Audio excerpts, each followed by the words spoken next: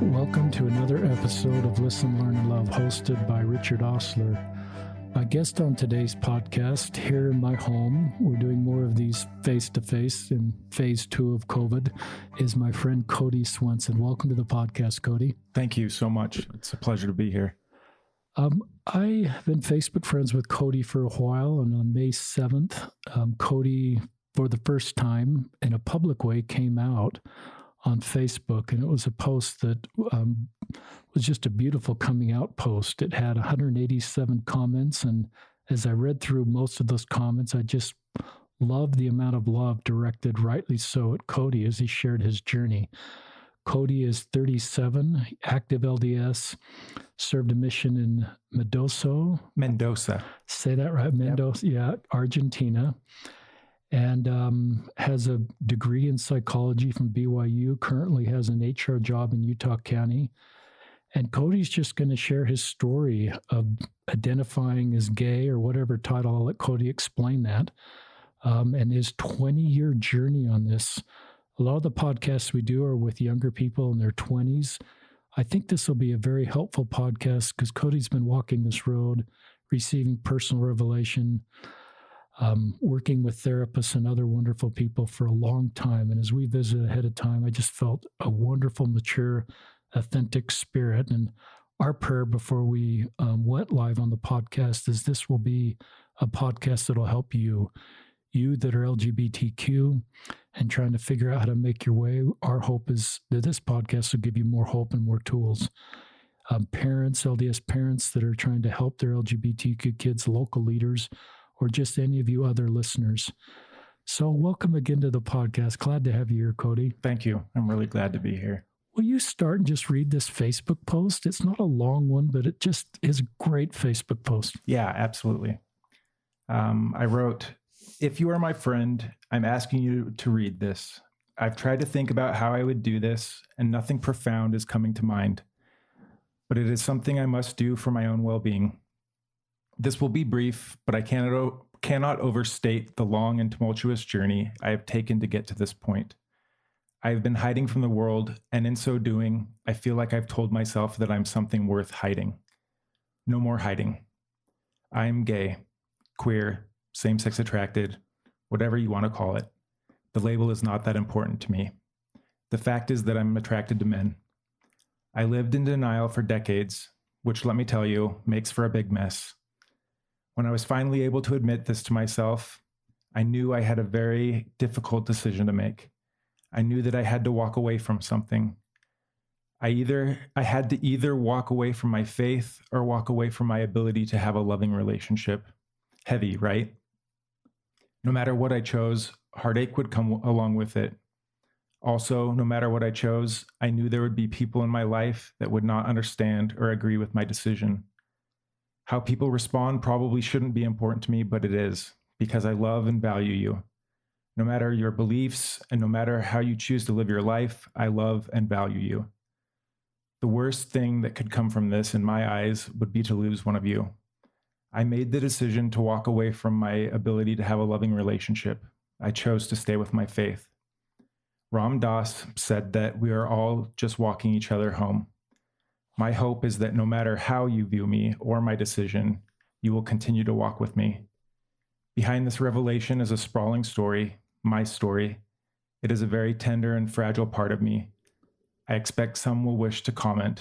I ask that you be gentle and kind."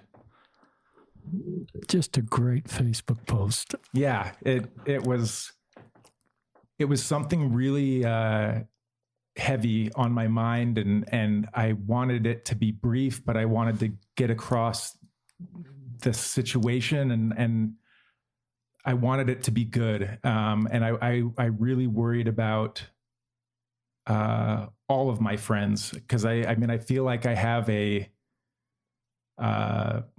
potpourri of, different friends from different backgrounds. And I knew that some people wouldn't understand. And I wanted to make sure that everyone, felt the importance of this decision and how important it was to me.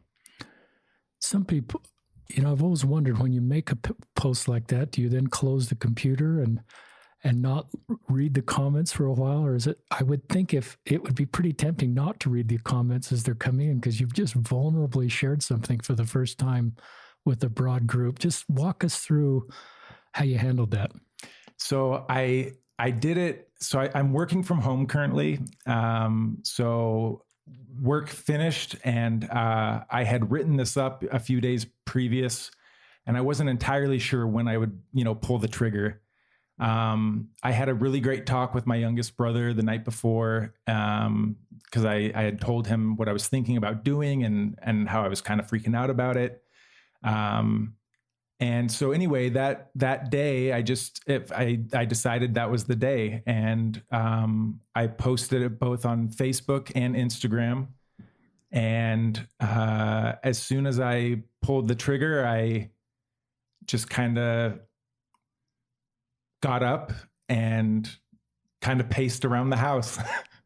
And I didn't check on any of the specific comments for probably, I don't know, 10 minutes. But then I started hearing the ding, the noise that my computer was making as people were posting. And once I started to hear that go off, it was too tempting to not go and check out some of the comments and stuff. Totally. I mean, and fortunately it was all good. I mean, there was no negative comments, and everything that was said, you could tell was coming from a place of love. And so it was really awesome, really spectacular.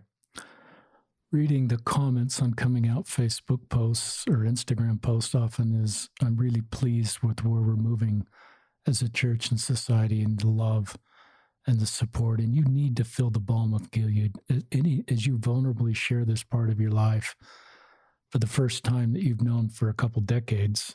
That takes a lot of courage, and I think we need to comment. And so we'll circle back to that.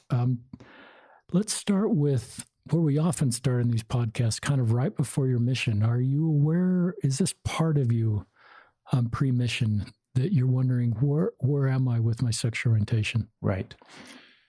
So before my mission, I mean, I would say even at about the age of 12, 13, I knew that something was different. And I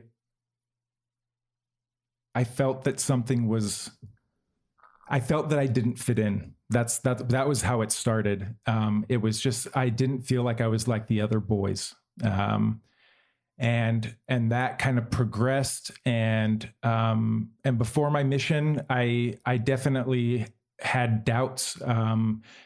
Deep down, I knew that there was something there. There was some sort of attraction.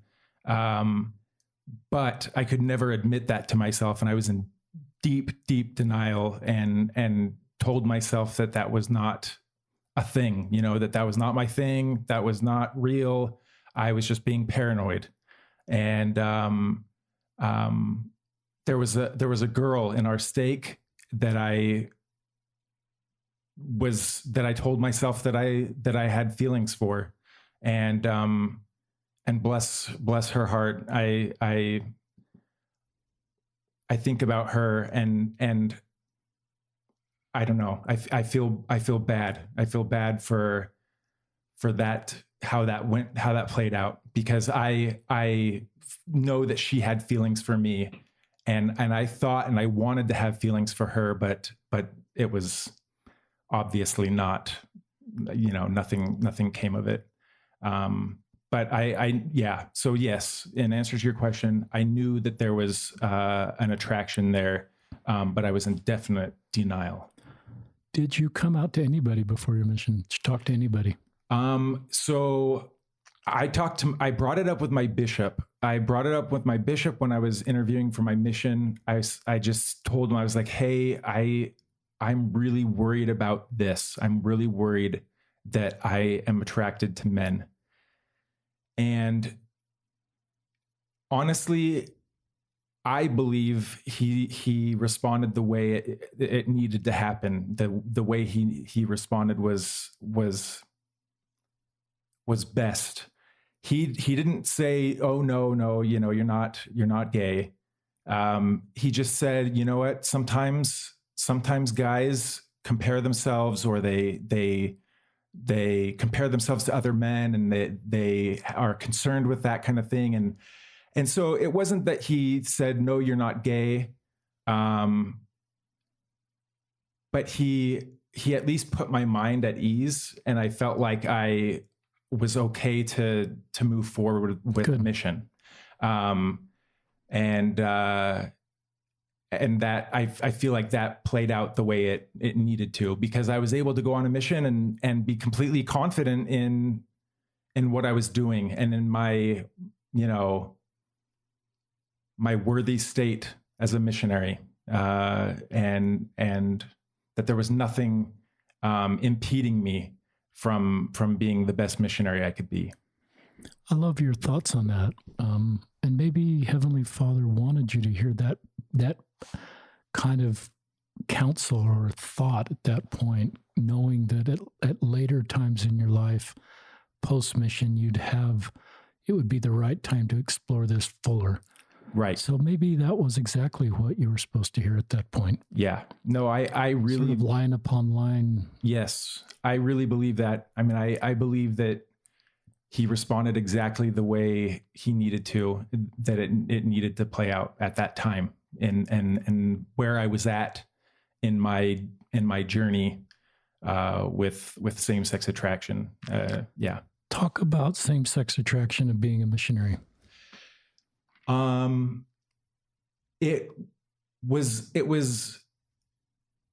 It wasn't there. It was, it's like it went dormant. And there was never, ever a concern about that during those 2 years, which I count as a huge blessing, because it would have been, or at least I know what it became as far as a distraction, and what it became in my mind, years after my mission, the amount of mental bandwidth that went into thinking about same-sex attraction and whether or not that was something that I was dealing with. At least during that time, that wasn't a cross I had to bear. It wasn't something that I had to deal with, and I was able to focus on being a missionary. Any thoughts why it went dormant? Man, that's a great question. I really believe that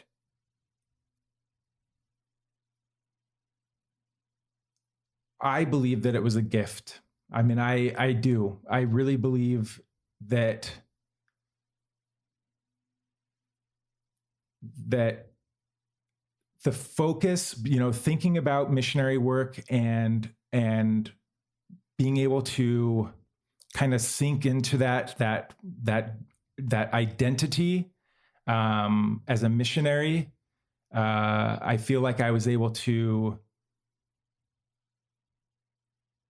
focus on missionary work, and I feel like I was blessed in so doing, and that was at least a very small, something very small and on the back burner, I guess. It's interesting. I don't know if that makes sense. It does. You're doing just fine, okay, Cody. And great. That's a consistent story I've heard. Some of you that are looking for dissertation material, you could look at that and do some research, but the pretty consistent narrative I've heard from men and women that were aware of their sexual orientation, same-sex or gay or not straight, queer, before their mission, left with some anxiety about that, but most never fell in love with a companion. And I like the word dormant in a way, and it seems like they're part of this greater brotherhood or sisterhood cause. No one's dating, no one's sort of talking about relationships. Right. And I've wondered if there's some brotherhood connection that, not in a sexual way, but just you're a part of a brotherhood of a greater cause. And it's not part of your sexual orientation, but it just sort of, you have a sense of feeling of belonging with this greater cause of brotherhood or sisterhood. And it somehow fulfills an emotional need as part of just making your way forward. It just makes it easier. I'm not trained as a therapist, and so that you listeners can dismiss that or whatever you want to think about that, but I've thought about that a little bit. Talk about, are you okay with that? Or Yeah. Okay, I don't want to put my agenda in the middle of your podcast, Cody. Or No, that's great. My thoughts. Talk about coming home and when you sort of realize this isn't dormant. Right. So I would say,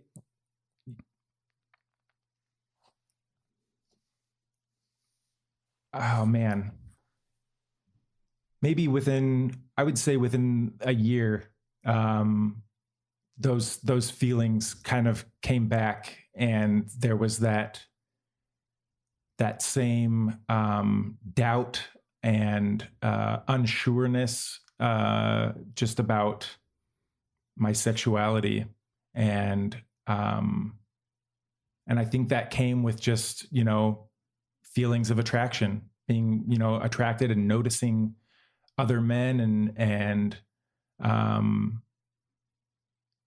I that same denial and that effort to convince myself that was not because I was attracted to them. It was not a sexual thing. It was just, I'm just noticing, and it's completely harmless, and I'm, completely normal, and I'm just, thinking way too much about this. And so that kind of mental running back and forth definitely set in, and the mental battle kind of resumed, and that was hard. I mean, that's a hard thing to deal with. It's exhausting, really exhausting. Were you able to date? I assume you tried to date women, right? Coming to terms with sex orientation, was it noticing you're attracted to men at times, or was it noticing that it just didn't quite work with women? Or just walk our listeners through that. Okay. That's a really good question. I would say more than anything, it was that it didn't work with women. I was not feeling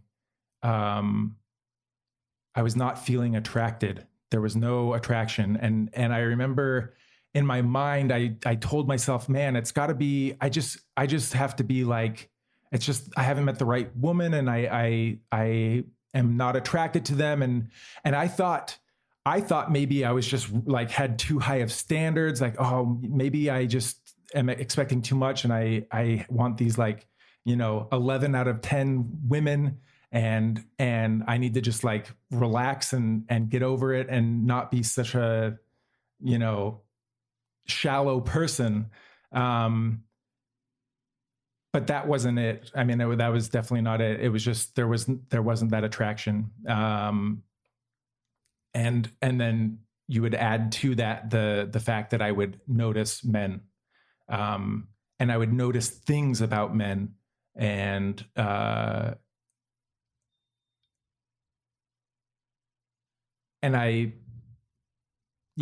so a mixture of both, for sure. And you were at BYU at this time. So right after my mission, I did my associate's degree at UVU, and then I transferred to BYU. And so, yeah, both. And tell our listeners, I'm not sure I mentioned this, tell our listeners where you grew up and then where you came home. So your parents moved while you're on your mission. Right. I grew up in a place it's actually called Atascadero, California. It's a small town outside of a place called San Luis Obispo. I lived there all growing up, and left on my mission from there. And then while I was on my mission, my family moved here to Utah. And so when I came home from my mission, I came home to Utah. And right after getting back, I started school at UVU. doing my associate's degree, my hope was to transfer over to BYU, which worked out. And so I went over to BYU and finished up my degree there. When I was a singles word bishop and I talked to YSAs that had come home from their mission, I think a lot of them just felt like the deals they made on the plane ride home and the reality of their life never quite matched. And it was just hard to keep the same level of obedience and focus or personal goals. And I felt the YSAs were a little burdened sometimes. I felt guilty for it's a transition to sort of go from mission life to, and so they were sometimes harder on themselves than I thought they should be. Did you think this is all because you went from this dormant stage in your mission to now I'm starting to feel feelings for men. Did then you sort of get negative towards yourself where this is my fault? I'm not as spiritual as I was on the mission. If I were just up to that standard, I wouldn't be having feelings for men. Or were you able to sort of somehow separate those? I definitely went through this phase of sort of social withdrawal, and I pulled away from people in general. And at the time, I would have told you that I hate people, that I just hate people, and I grew my hair out and wore dark clothing and was just kind of withdrawn. And I definitely felt like, looking back at it, I know that I was pushing people away because I didn't want them to see what I saw or what I believed I was. And I was pushing the world away. And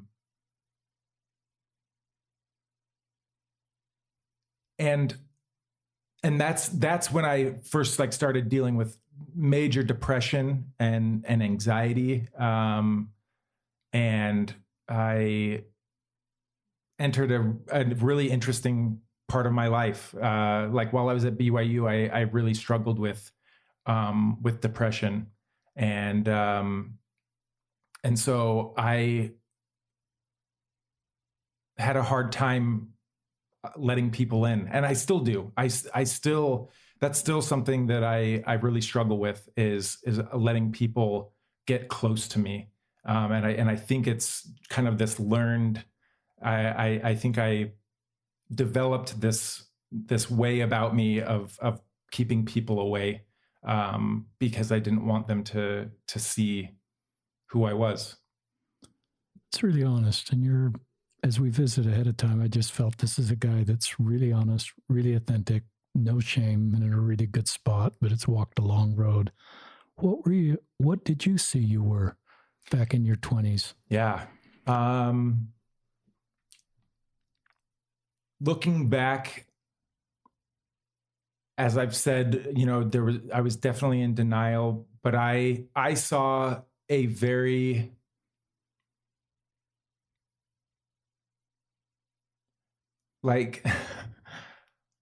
I saw myself as a very flamboyantly gay person. And so it took all of my energy to sort of hide that. And I believed that's what I was. I now know that I'm not very flamboyant. But at the time, I just felt like I was this clucking hen, and I would put forth a lot of effort to sort of subdue myself and hide myself from the world.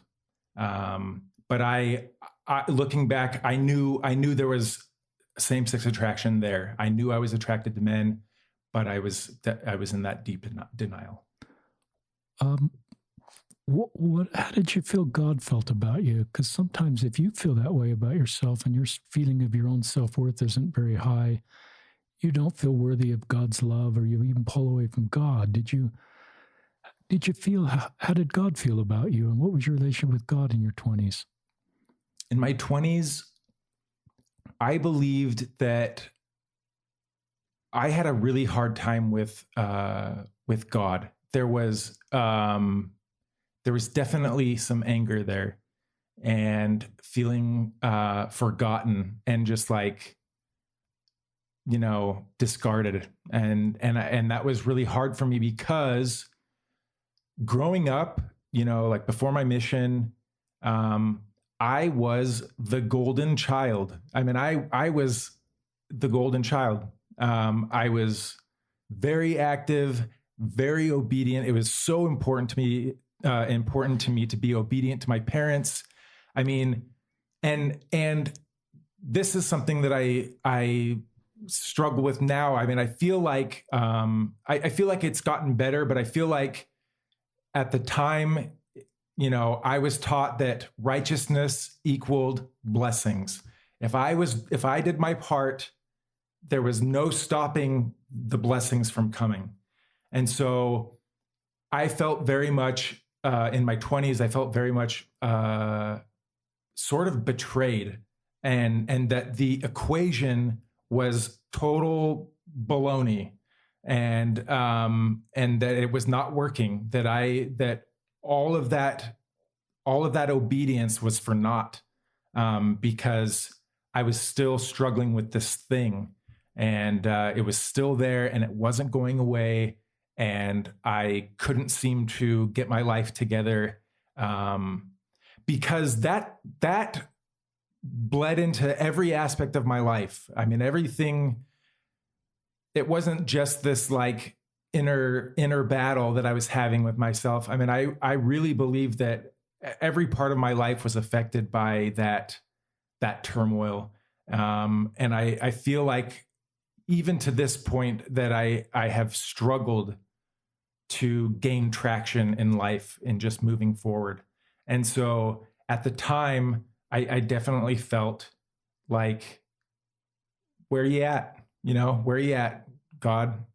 I have been working really hard, and I have been so good, and I am not seeing any fruits from that. So yeah. It's good. Love your honesty. To share our listeners your feelings about God. My feelings about God. Your 37-year-old self feelings about God. I believe deeply that God exists, that He is aware of me. I believe that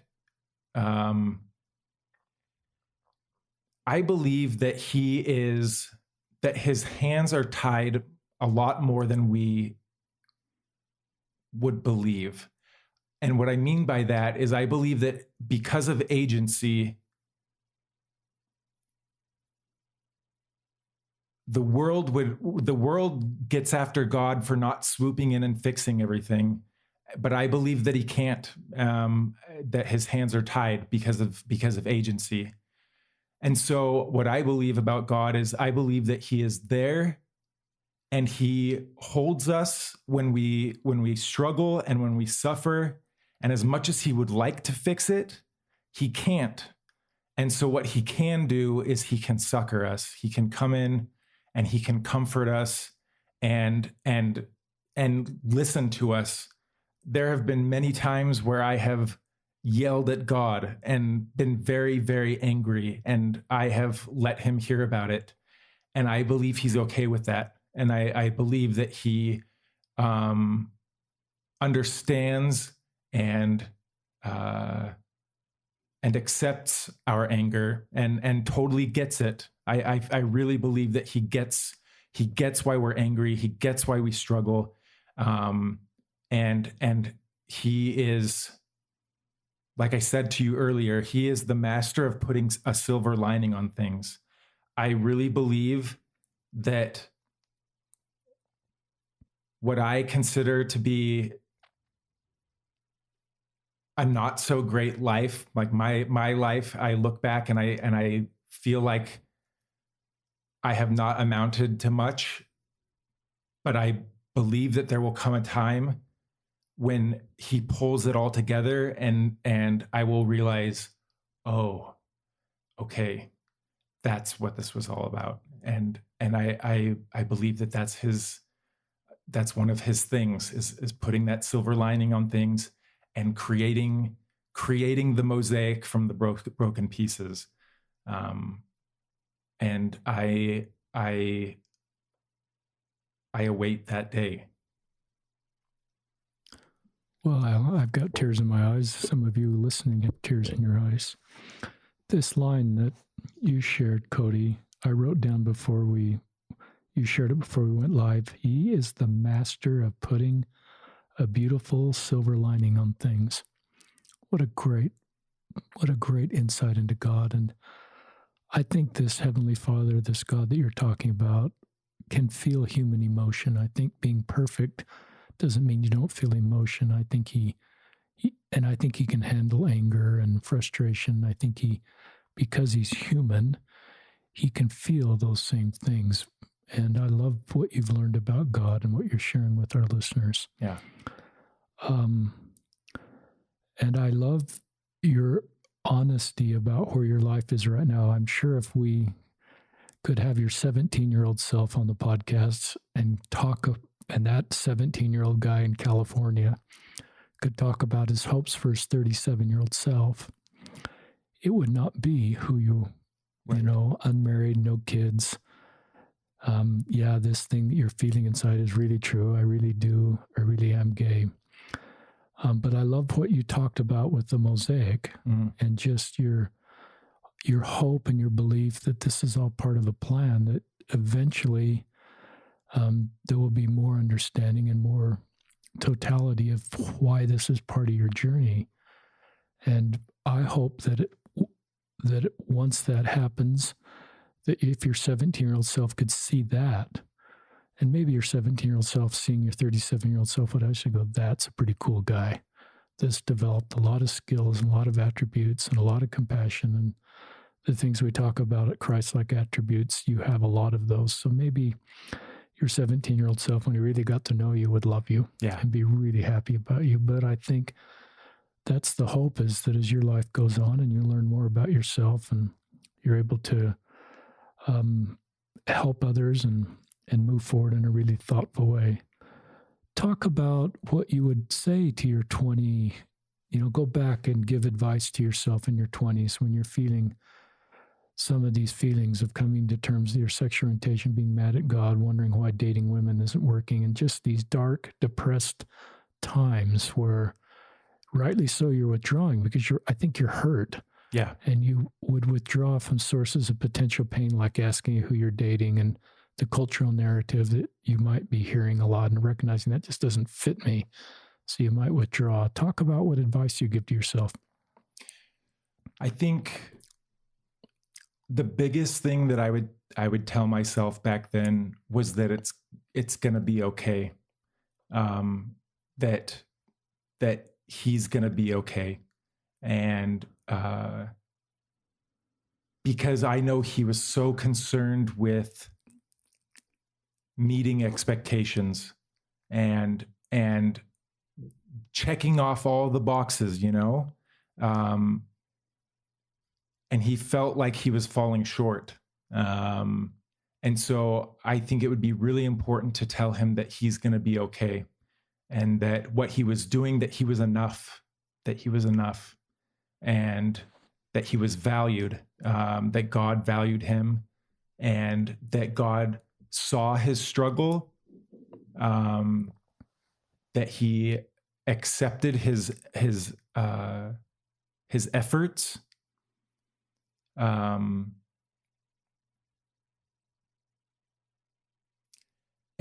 that God was aware of me, And because sometimes that was a doubt, was like, did he even care?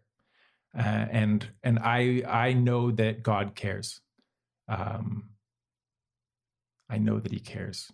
And so it would be really important to tell 20-something Cody that God cared and was aware of him. Love that. Talk about, there's a few other events we talked about ahead of time, but I'd love you to talk about the events that sort of triggered you or caused you to then come out to your family and friends. Okay. Because as our listeners, just to set this up, is Cody's Facebook post that I just referenced in May of 2020 was sort of the first time coming out publicly. But Cody has come out to family and close friends before then. So talk about that. So at about the age of 30, I got into grad school and went to Arizona, moved to Arizona for grad school. And I didn't make it very long. I kind of melted down, just being away from my support system and taking on school again. And it just didn't go well. And so I dropped out of grad school and moved back to Utah. And I knew that I needed to figure myself out, that there were these huge burning questions and burning, doubts inside of me that I had to clean up and sort out. And so I knew that I wanted to see a therapist. That was in my mind, that's what I needed, was a therapist so that I could sort this out. But at the time I had no money. I was, not doing well financially, and I didn't have health insurance. And so I was like, man, how on earth am I going to do this? And I remembered from my time at BYU that there was a counseling center where student counselors got practice.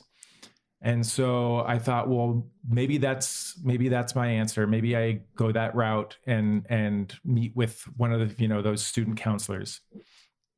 And so I reached out to that counseling center, and they had a phone interview with me and asked me, why I was wanting to see someone. And I told them that I was unsure of my sexuality and was really struggling with, depression. And so they set me up with someone. And I remember when she reached out to me, talking to her on the phone, and my first thoughts were, this is going to be fruitless. This is going to not go anywhere. And what a nightmare. I just kind of, my hopes were kind of dashed.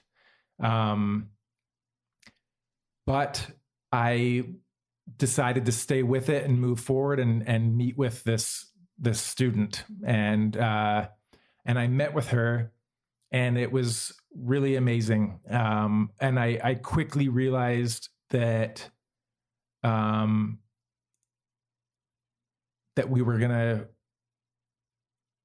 she was going to be able to help me. And so I spent the next year meeting with her.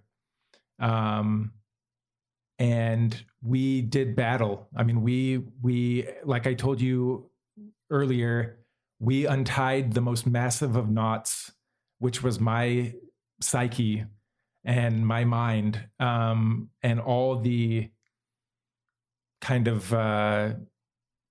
trying to convince myself that this didn't exist and this wasn't my thing. We had to clean that up and deal with that. And so we did battle, and I finally was able to get to the point where I was able to accept that I was gay, same-sex attracted. And we then decided that telling my family was kind of the goal. That was what I wanted. Even though I was terrified. I mean, I was really terrified. And so we worked towards that. And I remember telling my parents that I needed to tell them something. They knew I was going to therapy and I needed to tell them something.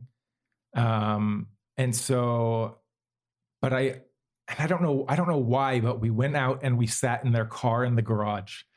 And I think it was because I wanted to be in an enclosed space, somewhere small and tight and secret. And I told them, I was sitting in the back seat of their car and they were in the front seat. And I told them, and they cried with me because I was a mess. And, but they were so supportive and they were so great about it. And it was honestly one of the best experiences of my life was telling my parents, because it was such a relief. It was such a relief. This thing that I had been keeping a secret and keeping, the world away from, I was finally able to share with, two really important people in my life. And it was great. It felt good and they were so good about it. And so the natural thing then was to tell my siblings. And I was like, I want to tell my siblings and I need your guys' help, putting that together. And so my parents and we told my siblings that we were going to get together. I don't know. I can't remember what. How many siblings do you have? There's 5 of us. I'm the oldest. I'm the oldest of 5. Okay. And so a week later, we all gathered and I decided that I wanted to write something out. And so I typed up this thing and I read it to them. And it was amazing. It was amazing. They were great. And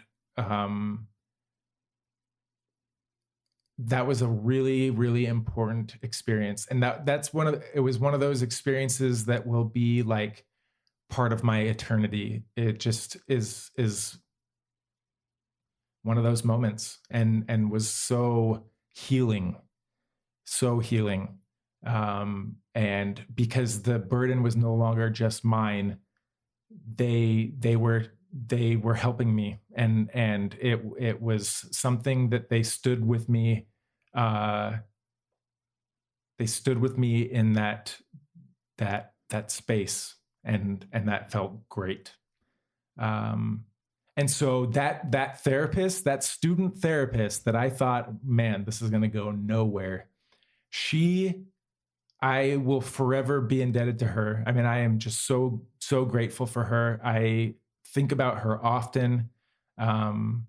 She works in Spanish Fork and I think she's amazing. I just think she's incredible. And I feel like it was definitely divine intervention that I got paired up with her and that it worked out the way it did, because man, she had her hands full with trying to help me.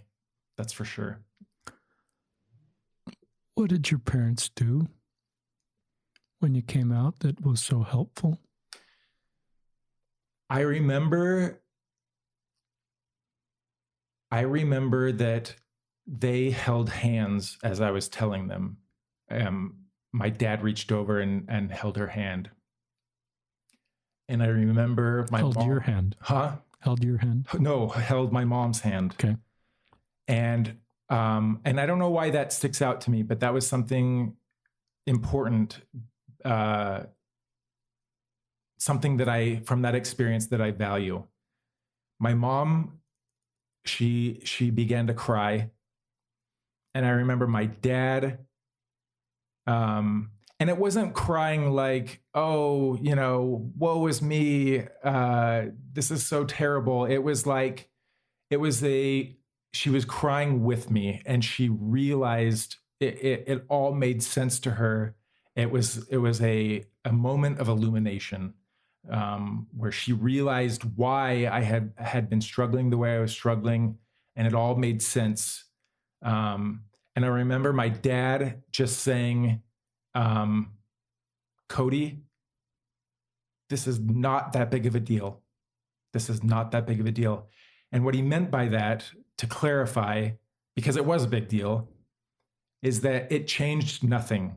It changed nothing about who I was or how they saw me. And that's what he was saying. And that was hugely important for me to hear from him, because growing up, I really struggled with feeling like I met my dad's expectations. And I felt like I felt like I was not enough for my dad. And so to have him say that was very, very important for me. And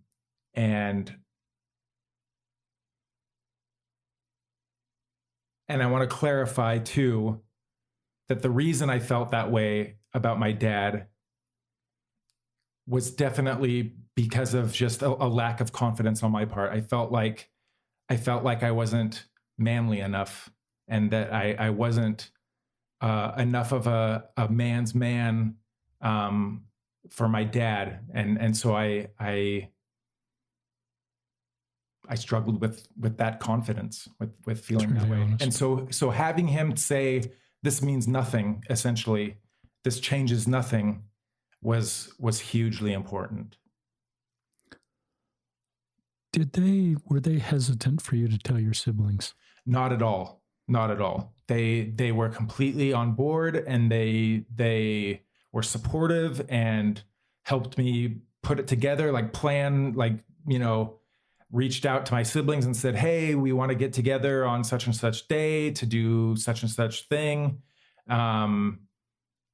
And so they helped me plan the whole thing. And because my siblings didn't understand, like, they didn't know what the reason was for getting together. They just knew that we were getting together. My family is really, really close, and I'm very, very fortunate. My siblings are my best friends. And so getting them to get together was not a difficult thing. And it was very natural. And so when I was able to share that with them, was great, life-changing. A comment and a question. The comment is, I've recognized that sometimes we create shame as people come out. We do pretty good with them coming out, but then we say, let's don't talk about this to anybody. Let's don't tell anybody. Right. And that just creates shame, that who I am now is not, we're not going to talk about this. We're not even going to, we're not going to talk to you about it again. But I love what your parents did in that moment of vulnerability. They didn't create any shame. Right. They said, let's help you come out to your siblings. Yeah. And the message that sends to you, Cody, that they're on board with you and they love this part about you, or I don't know what the right word is, they're okay with this part about you. I think it's your dad's words. Mm-hmm. And we're going to get in your foxhole with you. Yeah. And walk with you on this road, and let's go tell your siblings, and let's arrange that in a way that's going to be helpful. And what kind of a signal does it send to you about how they feel about you? Yeah. It was so important that it played out that way, because that told me that it didn't matter. That the fact that I was gay did not matter to them, in the sense that it did not change anything. It didn't change the way they felt about me. It didn't change our history together and what we had been through together. And all the, good and challenging times, everything we had been through together, was not changed. That did not change anything. And so I felt, all of a sudden I was no longer alone. And I knew that they had my back and that they were completely supportive. And man, such a relief to have that. And that's why that's one of those moments that I'll always remember.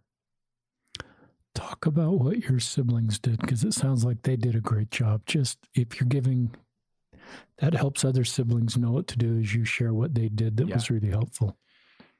I remember very well.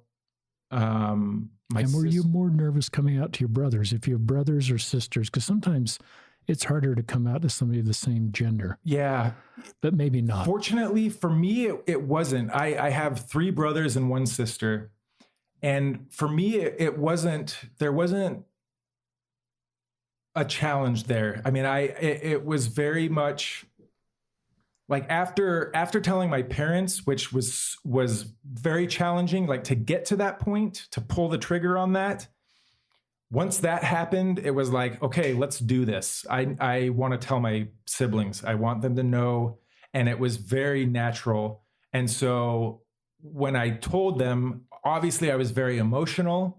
And so were they. I remember my sister telling me that she loved me. And she's like, she said that she loved me even more. Because of what she knew, what she realized I had been through. And then I remember my brother that's right below me in age was upset because I told them about how I had seen multiple therapists up until that point that seemed hesitant to tackle that issue, and kind of pushed it off. And so, because I had seen many therapists previous to this student therapist that helped me really figure it out, that were just not very helpful. And so I remember AJ, my brother AJ, was kind of ticked off that these therapists were not helpful. And then I just remember, I remember feeling loved. That was, I mean, that was the bottom line, was that I knew that they loved me and that they accepted me, and that nothing had changed. And like, it was, again, one of those moments of illumination. Like, they realized, it allowed them to realize why I had struggled the way I had struggled, and why I, was at where I was at. And so it just was this kind of aha moment for all of them. And so it allowed them to be, it allowed for empathy, and that was really valuable. I love this word you're using, illumination. Yeah. This is a great story. If your family's listening, my love and respect for you. I don't know how you got in this space or developed these skills to handle this and in such a positive, helpful way, but you're an example for other parents, as Cody's sharing his story and his love for his siblings and his parents. So great job, Swensen family.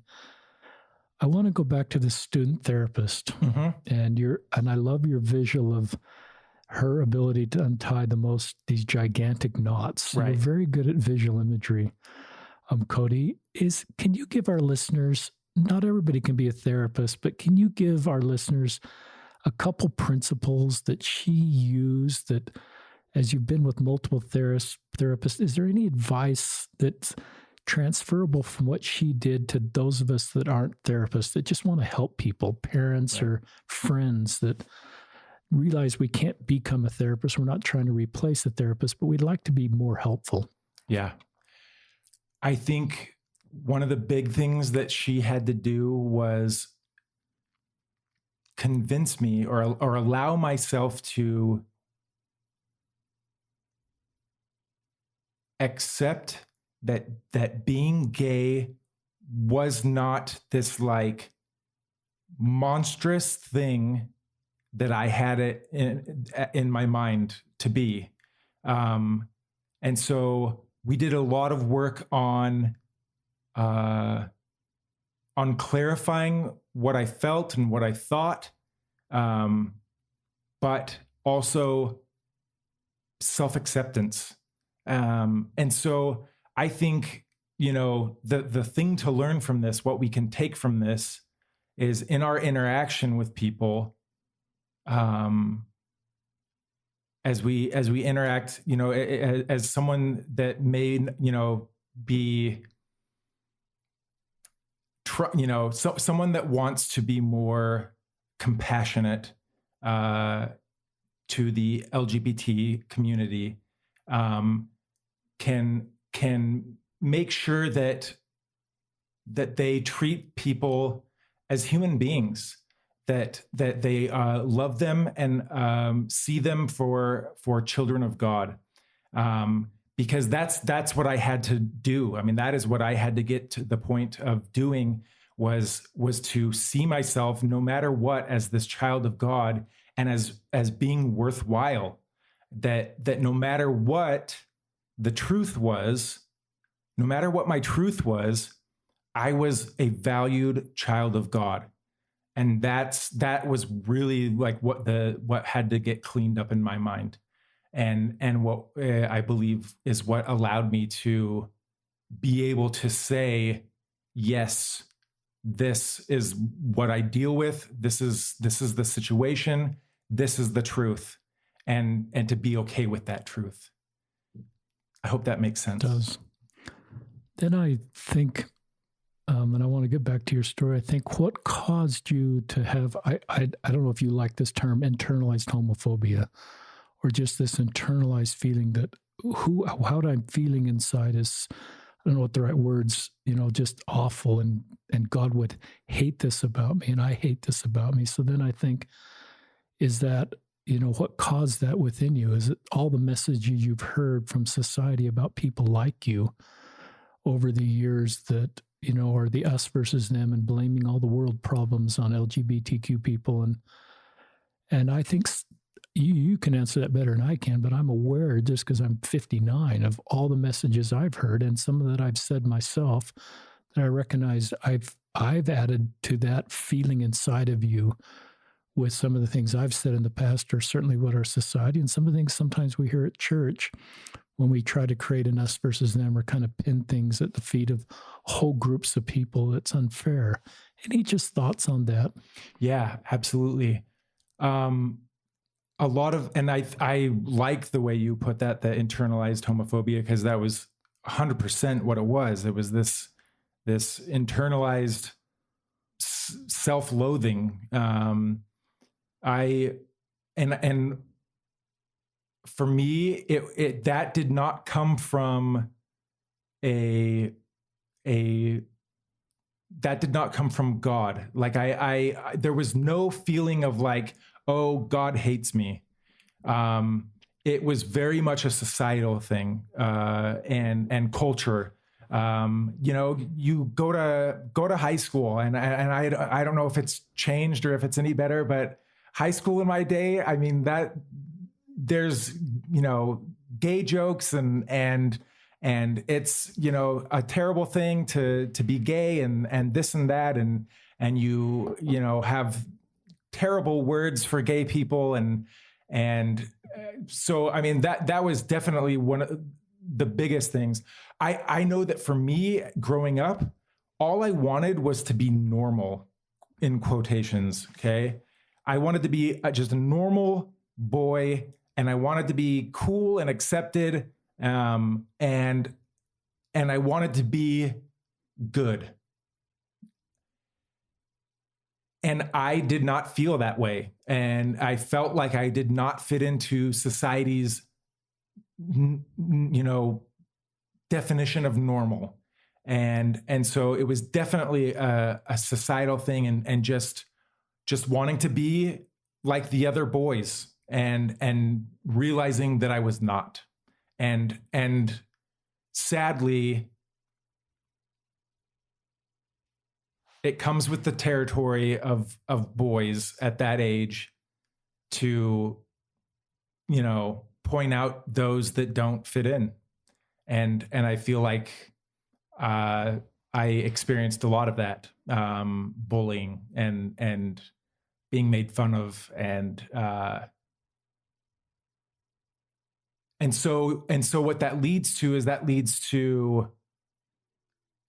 a lack of self-esteem, and it leads to self editing. You edit yourself. You change how you behave, and you try and tone things down, and you try and act like the regular boys, and that is an exhausting endeavor, and it's terrible, really.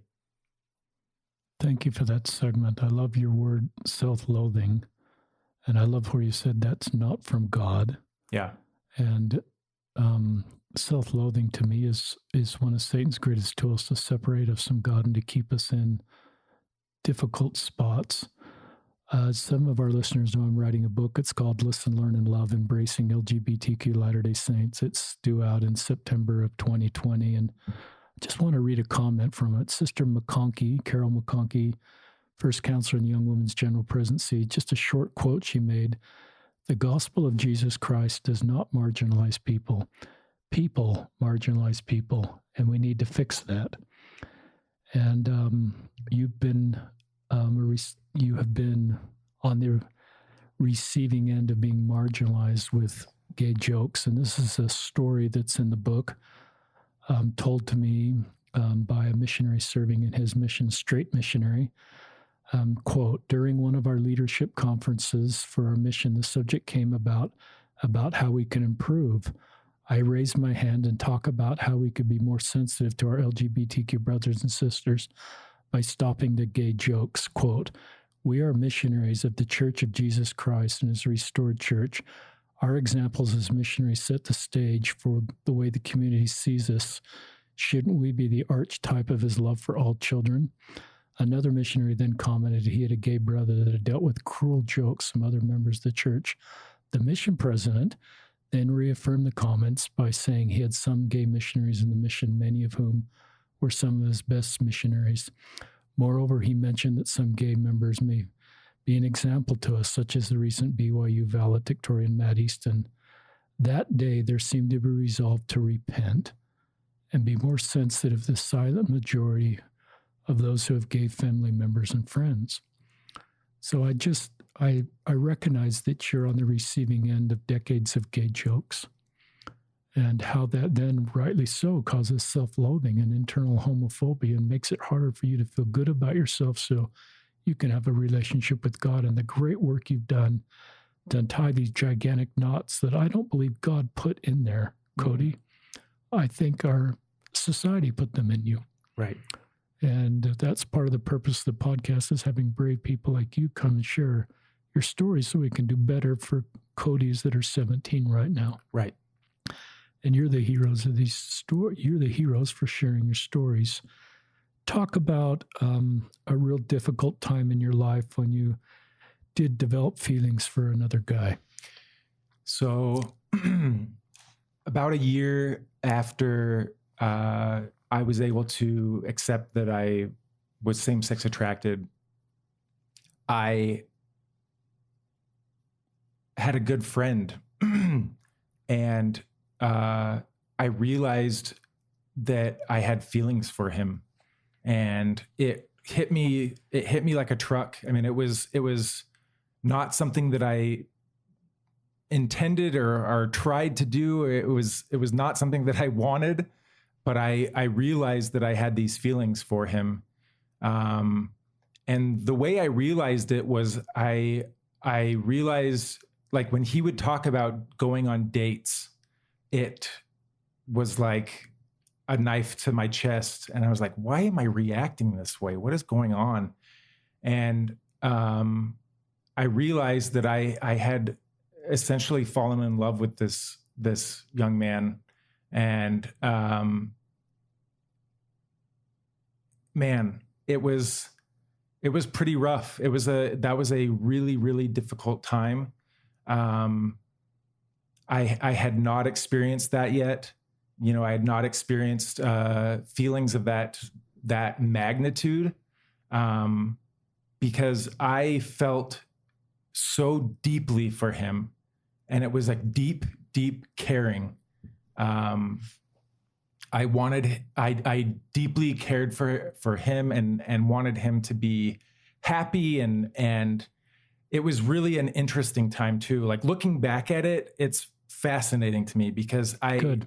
it's amazing to me that I was able to feel for someone in such a deep way. And that's not bad. That is not a bad thing.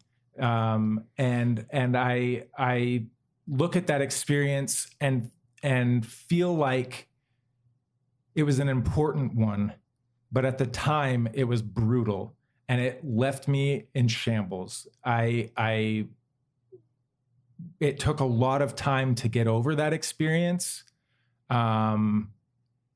He knew that I dealt with same-sex attraction, and he was the one that brought it up to me. He asked me if I had feelings for him because he realized it, and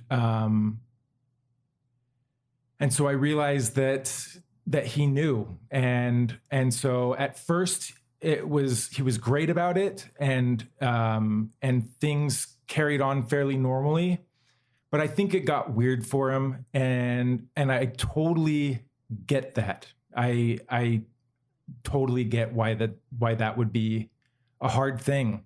And so eventually he kind of pulled away, and again, I totally get why you would do that, why that would be really weird and uncomfortable. And that was awful for me. I mean, it just was really awful. Eventually he moved away, which I think was a blessing, because it allowed me to be completely cut off from him. And I was able to like heal from that experience. But man, yeah, it was rough. It was rough. Which has been your most dark spot emotionally?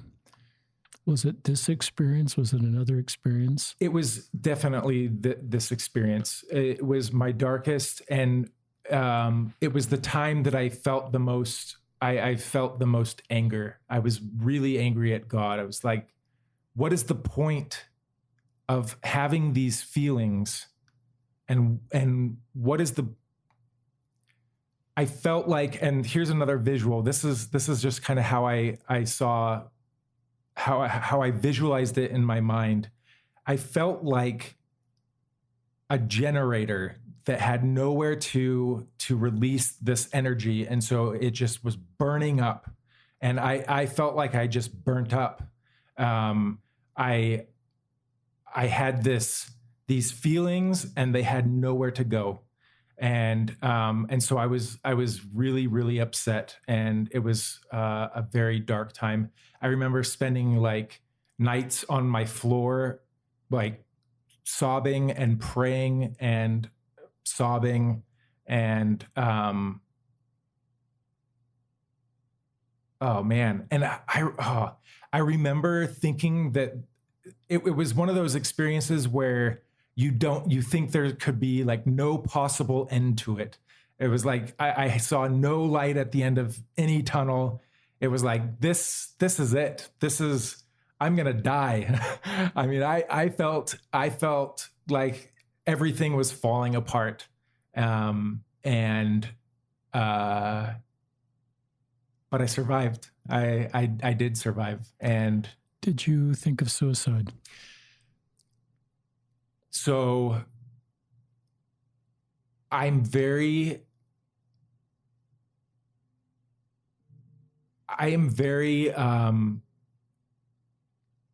thought about it. I sat on my bed, and there was a bottle of pills in my closet.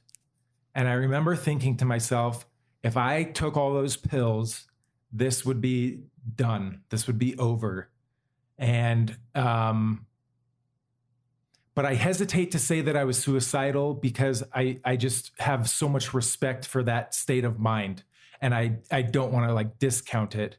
But I did think I could end this right now, but I didn't. There was definitely this moment where I thought, I just imagined my mom seeing my dead body, and that that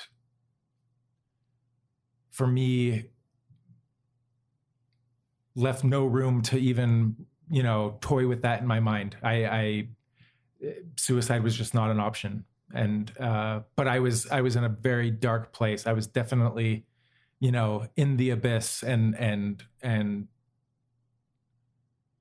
yeah. Wow.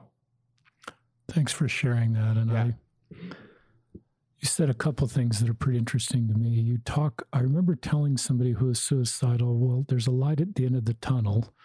Just hang on. And he or she, I can't remember, said, there's no light at the tunnel. And you just said the same thing. And I recognize where people that are suicidal can get. Yeah.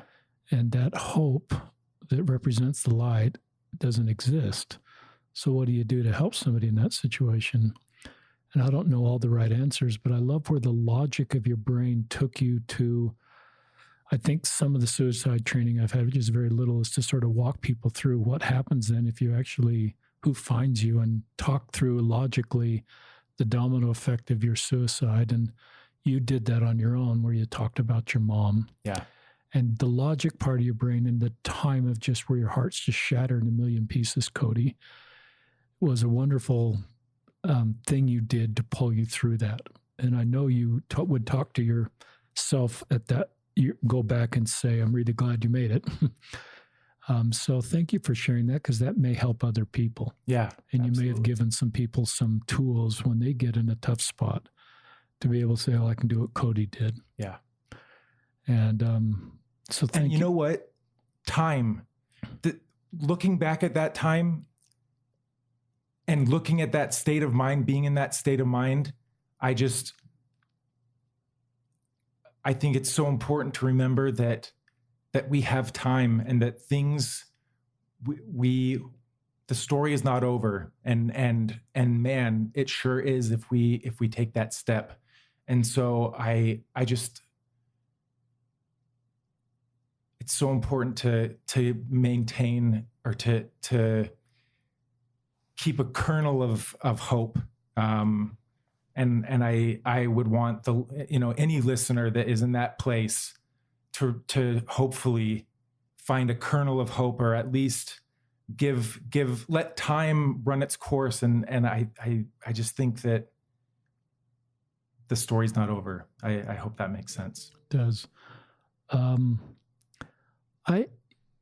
As I've been on this road for a couple of years, I recognize that straight people fall in love, and they don't feel self-loathing for that. Single straight people, unmarried, fall in love with people that they never become sexually active with. And there's no shame about that, Yeah. And they just develop feelings. I think married straight people probably develop feelings for other people, and they just recognize they're married and they don't act on those feelings. And there's hopefully less shame about that. But I recognize for you, being a gay man, then it would be pretty normal at times to have attractions to other men. And in this case, fall in love with somebody else. Right. And you haven't done anything wrong here. No. It's taken me a while to recognize that, and that you haven't really done anything wrong here or broken any commandment. It's just the way you are wired. So that seems like a pretty natural thing that would happen. And as I've sort of validated people that have had those sort of journeys, I guess I'm sharing that with our listeners to say, I think that decreases the self-loathing and the shame, and helps people make better decisions when they just pragmatically recognize that happens. Yes. As, however anybody's sexual orientation is. And if you can just keep it out of the shame, self-loathing category, you're going to make better decisions going forward. Any thoughts on that? Yeah. The thing that entered my mind as you were saying that is of course I'm going to fall in love with someone. Of course I'm going to have feelings for a man. It is how I'm wired. It is something that I know how to do, is have feelings for men. And so of course it's going to happen. And I believe that God sees it in the exact same way. Of course that's going to happen. So the self-loathing and the shame, there's just no room for it. It shouldn't. I mean, I can say that obviously. There shouldn't be that shame factor, because it's just one of those inevitable things that's going to happen because of the way we're wired. And so I approach life in a way now, like I have to be careful. I really watch myself and how I interact with people, because I don't want to deal with that again. I don't want to go through that again. And so I very much am careful with how I interact with men. But I cannot say that will never happen again. I cannot say that I'm never going to have feelings for another man again. And I do feel attracted. I mean, I see men sometimes, and I feel that attraction.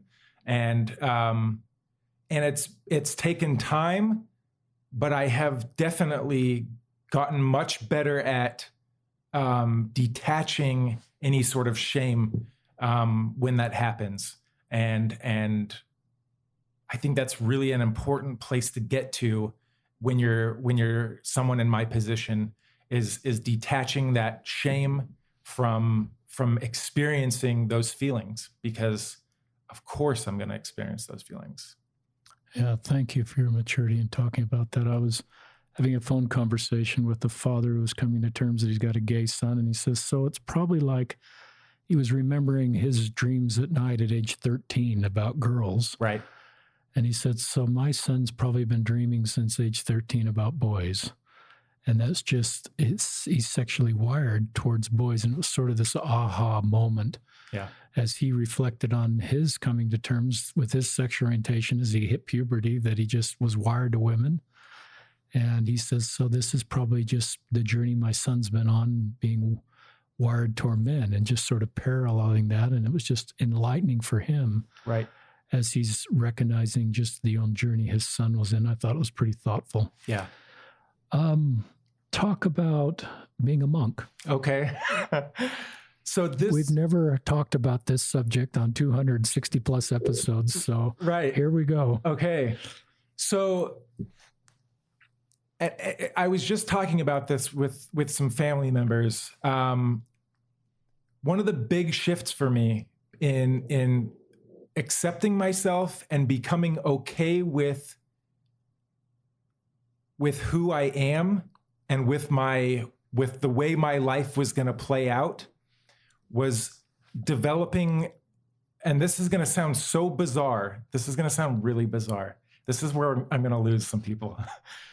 But I had to develop for me a sense of identity and a sort of persona. And when I first started thinking about my life as an LDS gay man that's choosing to not go down a path of relationships, I remember thinking to myself, man, I'm essentially going to be like a monk. And I sort of cling to that idea, and it became this part of my identity. And I see myself as someone that has laid on the altar my ability to have intimate relationships. And so I have willingly taken on this vow of celibacy and devotion and contemplation. And so essentially that's how I see myself. And doing so, and I know this sounds so bizarre, but for me, it allowed me to honor my journey, and it allowed me to honor my decision and to honor the choices that I have made. And it's given me a sense of confidence. And so when I say I'm a monk, I am a monk, and it affects the way I see myself and how I carry myself. And it has given me a sense of confidence Because essentially that is what I am. I have chosen a life of monkdom, and I am a holy man. That's how I see myself, and I think that's pretty great. Crazy, I know. Did anybody give you that idea? Or did that just come through your personal revelation? It was absolutely personal revelation. Like, I look at it and it is a gift. It is a real gift. And and I've always been like, growing up, I was always involved in theater and choir. And so this idea of taking on a persona is something that has, been part of me. And so I don't know. It just was it was definitely divine intervention. I really believe. And as bizarre as it sounds, as odd as it sounds, it is been a lifesaver and a life changer. It has completely changed the way I see myself and see my decision and how I have chosen to live my life. I love that. Somebody, and I think it was John Gustav Rathall, who's been on the podcast before, talked about, and I wish I could get this right. He sort of talked about forced celibacy versus a vow of celibacy. Right. And he talks about monks. Yeah. And that they take a vow of celibacy, and I don't know if it's an ordinance, but it's a pretty sacred thing. And when you talked about laying it on the altar and sort of proactively making this commitment, covenant, whatever with God, that this is the life you're going to live, that seems empowering to me. Yes. And seems very much, I'm not sort of being compelled by circumstances around me, but I'm actually choosing this. Right.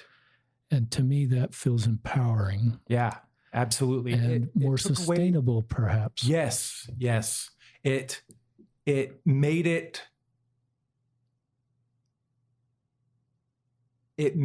possible, and it made it,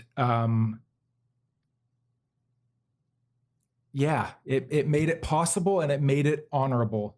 And so I feel, like you said, I feel empowered, and I feel proud of my decision, and I feel cool.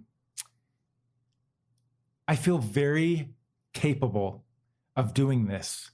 And in some of the comments on my Facebook post, there were some comments that you could tell that people were kind of alluding to the fact that a lot of people in my situation don't make the decision that I've made, that decide to leave the church or to leave the church and to have relationships. And I remember when I would read those comments, the thought in my mind was, you underestimate me. And that power, that surety comes from that monk persona that I have adopted and embraced. And it feels great. And I love the way you're in the Facebook post. I'm going to reread a line here. Mm-hmm. I had to either walk away from my faith or walk away from my ability to have a loving relationship.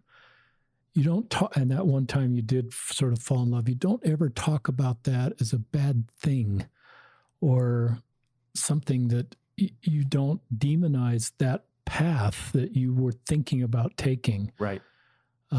Is that true? That is absolutely true. I do not.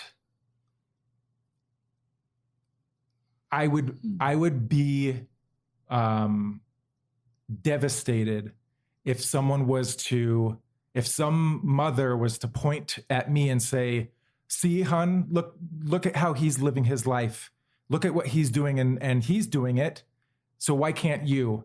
That would be devastating to me, because I 100% understand why people make that decision and why they decide to walk away from the church. I get it. I get it. And my choice, my decision,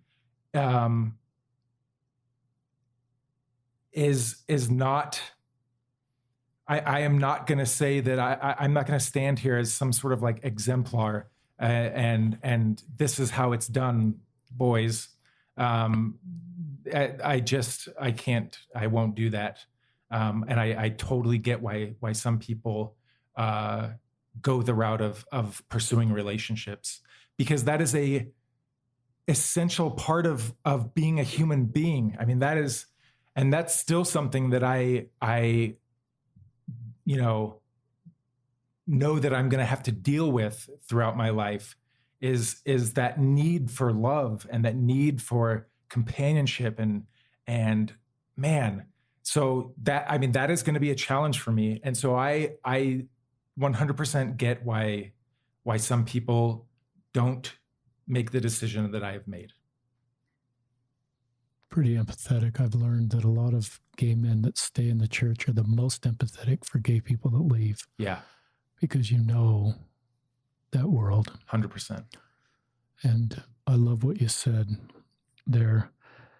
Sometimes on a coming out post, people will say, well, I've always known you were gay. Right. How does that make you feel? I know that people mean well. I honestly, when people say that to me, it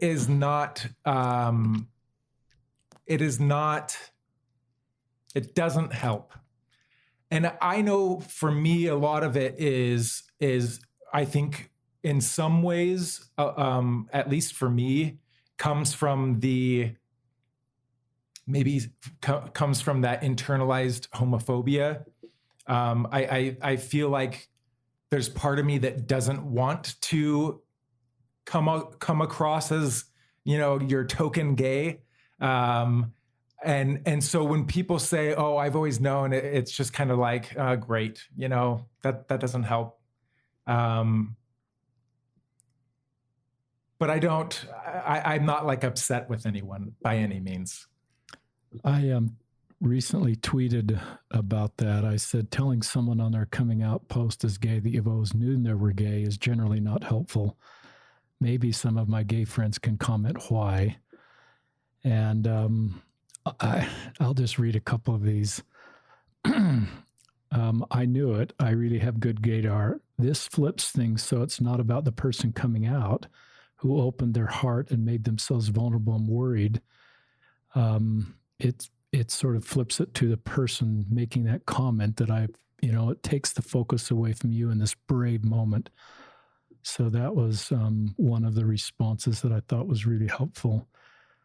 This is another response from a gay man. It makes me self-conscious. I spent a lot of time trying to pass straight, so to find out I failed freaks me out. Yes, 100%. Also, if those people knew, why didn't they ever stick up for me back then? You're smiling, Cody, so I won't read all of these. But I just thought that was pretty helpful just to hear some LGBTQ people sort of talk about that. Well, and I remember I had someone a few years back when I was like in the throes of my journey and coming to grips with my sexuality. I remember having someone reach out to me and say, hey, I just want you to know if you're gay, I accept you, and yada, yada, yada. And I know that she meant well. I know that she meant so well, but it definitely was not helpful. And so that's certainly something to remember, I think, in your interactions. So that's just a sensitivity thing that is, for those of you that are in this space and wanting to learn more, is something that I picked up too. And thank you for helping us understand that, Cody. You bet. Anything else you want? I'm just going through my notes. Anything else that we haven't gotten to that you'd like to share? I do have a question for you. Talk about some LGBTQ people are active in the church, even if they're committed to be active in the church, still go through a faith crisis, or just it's a challenge at times. And it may not even be LGBTQ related. Just talk about your journey with the church right now. Yeah. So I came here today telling myself that I was going to be completely honest and forthcoming, that's really important to me.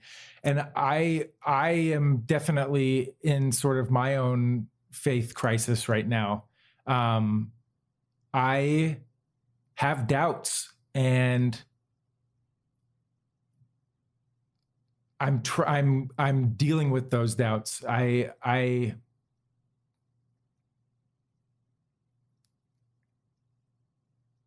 There is something within me, though, that I cannot seem to walk away from. And for me, the church is sort of the gospel of Jesus Christ for me is a bonfire in the distance on a dark night. And it's something that I can see, and it's something that pulls toward me or pulls me toward it. And it's something that I have to walk to. Even with my doubts in very fundamental points of doctrine, I cannot walk away, and I cannot doubt in the existence of God. And that is enough to keep me and to make me want to stay. I choose to stay. And it's a daily choice, because those doubts are very real, and they're big things that I'm currently, in the throes of tackling and dealing with. But I can't deny that there's something there that pulls me toward it. Thanks for being so honest. I've sensed my LGBTQ friends, as they walk this journey, they become some of the most honest, authentic, transparent, not having to project a correlated narrative. They're just so mature spiritually and emotionally with who they are, that they have, and you right now have my love and respect just for being so honest. And I just think that helps us belong and sleep better at night. If you open up to me and I'm your priesthood leader or a friend, with your feelings of a faith crisis, what's the best thing I can do to help you? What advice do you give for people that are trying to support people like you that vulnerably open up? I think validation is really important. And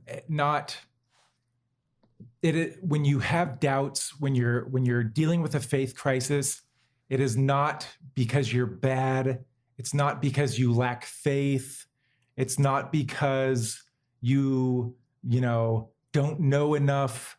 And so I think it's really important to validate people that are struggling with their faith, that it's okay to be in the spot that they're in, and that it's okay to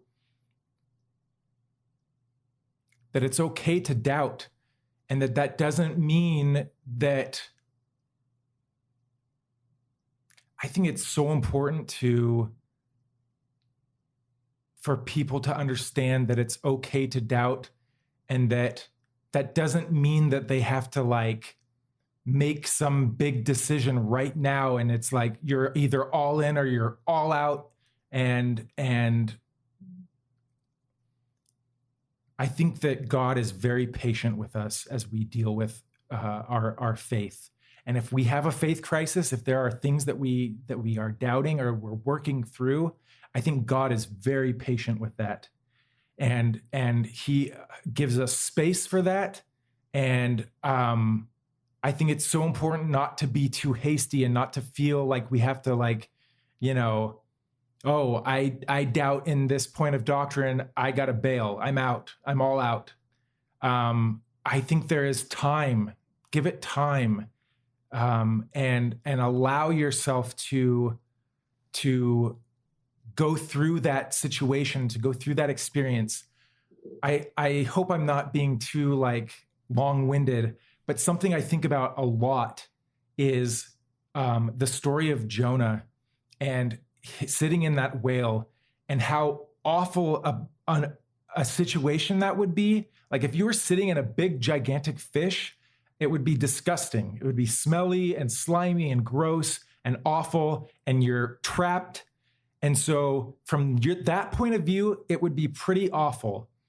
And yet Jonah was being transported. There was still motion. There was still movement. And so when we are in a place of doubt or darkness and we're having a faith crisis, we feel stuck. But I truly believe that if we lean into those experiences, that there is still motion, there's still movement, and that eventually we're gonna get spewed up on some beach somewhere, and the experience will have been for our benefit, and we will come out the other side enriched because of it. And so I would just want people not to be too hasty and not to feel like I'm out. I got to get out. I got to bail. This is baloney. Just give it time and let yourself experience it. Let yourself experience the doubt, feel the doubt, and do the research and do the spiritual work that is going to allow you to get through that experience. And I really believe that can be a transformative and transportive experience. Thank you for that segment. Yeah.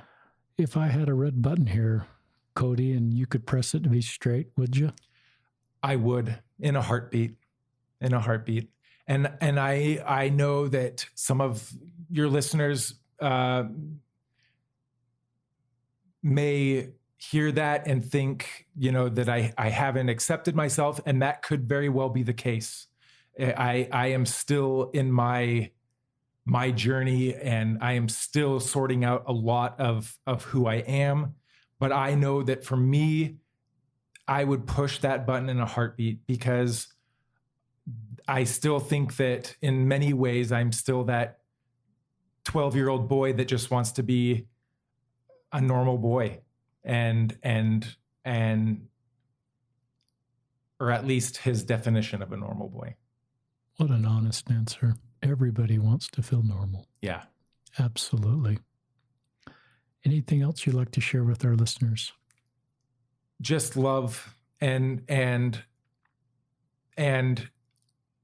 if I could convey to your listeners, especially those that may be struggling, if I could convey to them that they're going to be okay and that they're enough and that God loves them, that would be so important to me and of such value to me. I just want people, I feel like that's my mission in life is to make sure that people know they're going to be okay. And so I just hope that people that are struggling will hold on. And because I truly know that there is, even if you can't see it, there is light at the end of that tunnel. Cody, on behalf of all our listeners, I've just felt like I'm on sacred ground with you.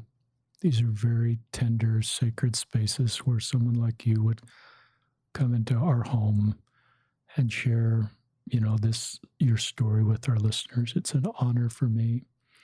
On behalf of all of our listeners that have been in tears at times and have felt the Spirit, I get more messages from listeners saying, I feel the Spirit sometimes more in your podcast than any other way. Wow. But it's because of you. And it's because of your authentic, vulnerable, faithful, difficult, all the words are in this story of life.